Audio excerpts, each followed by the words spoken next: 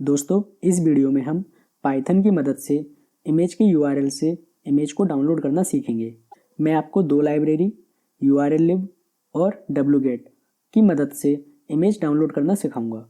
इन दोनों लाइब्रेरी में से आप कोई भी लाइब्रेरी यूज़ कर सकते हैं अपनी रिक्वायरमेंट के हिसाब से। और मैं आपको वीडियो के एंड में ये भी बताऊंगा कि आपको दोनों में से कौन सी लाइब्रेरी कब और क्यों यूज़ करनी चाहिए। तो चलिए सीखते हैं। किसी भी लाइब्रेरी को यूज़ करने से पहले उसे इंस्टॉल करना होता है। तो आप सेटिंग्स में जाके उस इंटरप्रेटर में जाके यहाँ पर क्लिक करिए। अगर आप पाइथन यूज़ कर रहे हैं तो इस तरह से लाइब्रेरी इंस्टॉल कर सकते हैं। यहाँ पर आप टाइप कीजिए wget, तो आपके पास लाइब्रेरी का नाम आ गया। तो ये wget आप यहाँ पे क्लिक करके इंस्टॉल कर सकते हैं। तो मेरा पहले से ही इंस्टॉल है तो नहीं करूँगा। और फिर एक है urllib, एक ये है, तो आपको ये वाला लाइब्रेरी यूज़ करना होगा। इंस्टॉल हो जाएगा, यहाँ पे क्लिक कर दी। और अगर आप टर्मिनल यूज़ करते हैं, मतलब टर्मिनल से आपको करना है, तो आपको गूगल पे जाना होगा। यहाँ पर लिखिए पिप urllib और यहाँ से आप इसे कॉपी कीजिए और अपने टर्मिनल में पेस्ट कर दीजिए। और अगर आप एनवायरनमेंट यूज़ करते हैं तो पहले एक्टिवेट कीजिए अपने एनवायरनमेंट को और फिर उसके बाद ये कमांड रन कर दीजिए।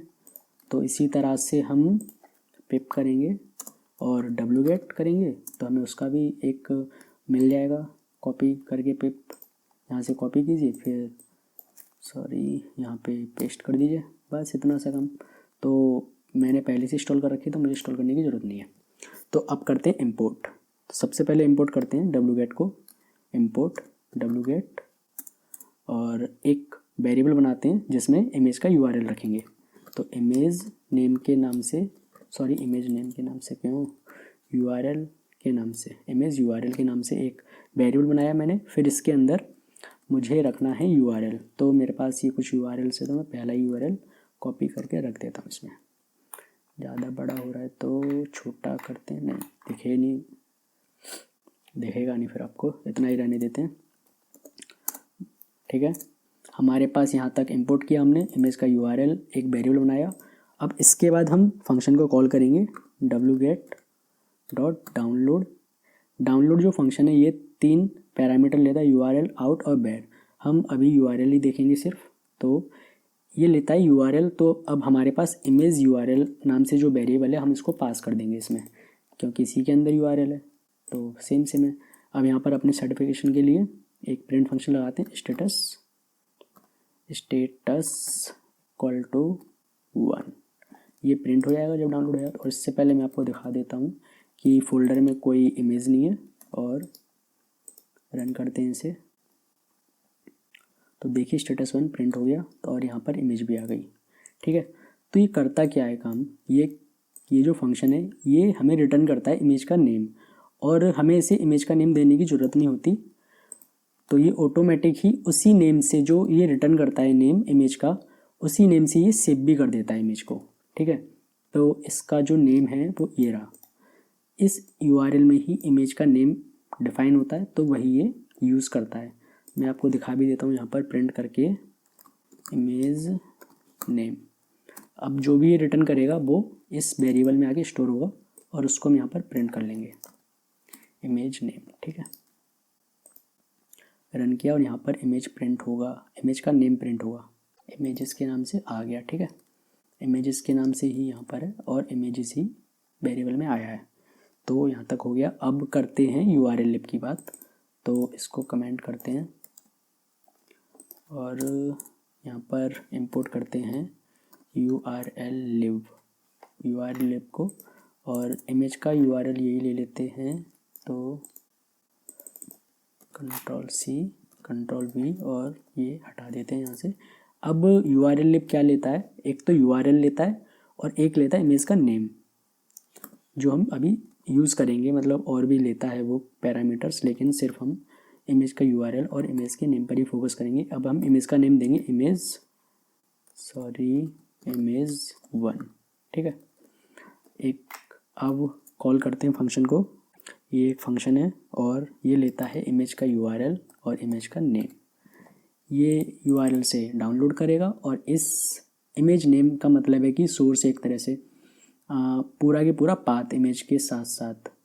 तो अब ये जैसे दिखा रहा है यहाँ पर होम दीपू डेस्कटॉप कोडिंग की दुनिया डाउनलोड के अंदर क्या होगा, डाउनलोड के अंदर मतलब है कि जब ये इमेज डाउनलोड होगी और फिर उसके बाद इमेज का नेम, यहाँ पर इसकी जगह कोडिंग की दुनिया के बाद यहाँ पर इमेज का नेम आएगा।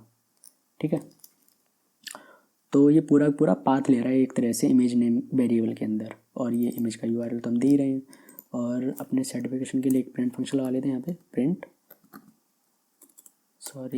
Status equal to 1। इसको रन करने से पहले चलो कोई फ़र्क तो पड़ेगा नहीं, 2 इमेज हो जाएंगी।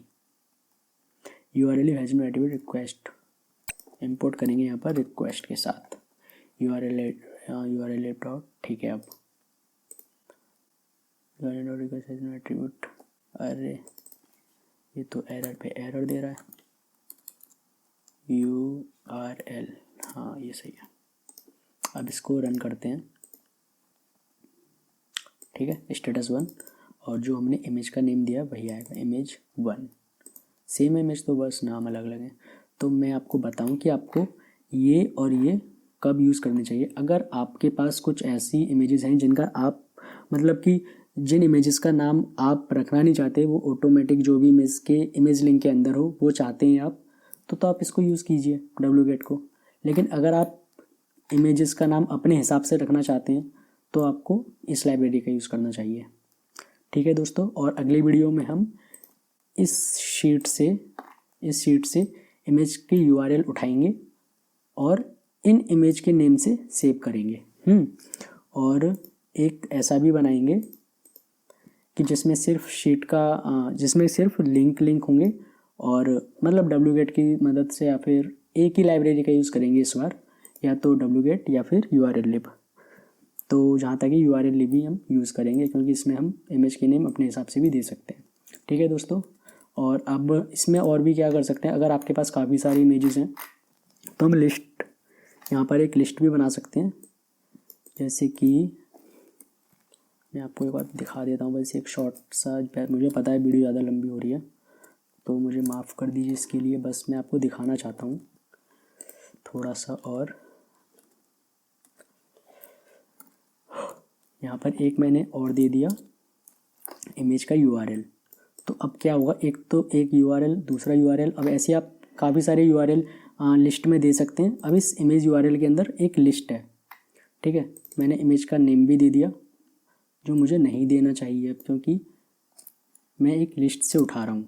तो अब मुझे क्या करना चाहिए, मुझे इसको यूज़ करना पड़ेगा wget को, ठीक है। इसको तो हम ऐसे ही रहने देते हैं क्योंकि हमने यहाँ पर ही डिफ़ाइन कर दिया है। और wget को उठा लेते हैं यहाँ से और इसकी जगह यहाँ लगा देते हैं, स्टेटस 1 भी काम करेगा, ठीक है। इंपोर्ट किया इमेज यूआरएल के लिंक, 2 लिंक है हमारे पास, और भी हो सकते हैं।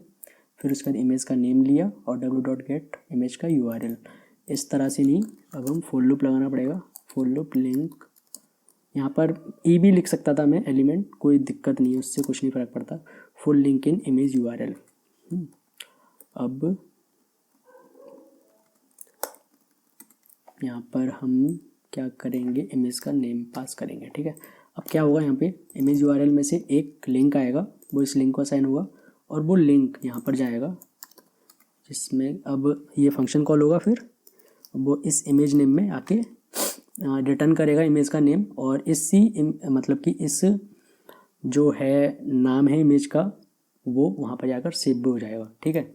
तो अब मैं आपको करके दिखाता हूँ। ये यहाँ से डिलीट कर दिए, अब यहाँ पर कोई फ़ोटो नहीं है और सब सही है, ठीक है। रन करते हैं। इमेजेस पहला और ये दूसरा, इतना बड़ा नाम है इस इमेज का, दूसरी वाली इमेज का इस वाली का, ठीक है। तो यहाँ पर 2 इमेज आई, इतना बड़ा नाम और एक छोटा, ठीक है दोस्तों। मुझे लगता है कि काफ़ी बड़ी होगी वीडियो, मुझे माफ़ कर देना इसके लिए, लेकिन मैं चाहता हूँ कि ज़्यादा से ज़्यादा आपको जानकारी दे सकूँ एक ही वीडियो के अंदर। तो अगली बार हम इसको यूज़ करेंगे, पांडा से हम इसको रीड करेंगे और डाउनलोड करेंगे इमेजेस 1 बाई 1, सारी की सारी जितनी भी होंगी, 1000 2000 जितनी भी शीट में होंगी इमेजेस, और उनके इमेज का नेम भी हम शीट से ही उठाएंगे, ठीक है दोस्तों। तो प्लीज़ मेरे साथ बने रहिए, सब्सक्राइब कीजिए मेरे चैनल को। थैंक यू सो मच यहाँ तक वीडियो देखने के लिए, आपका धन्यवाद।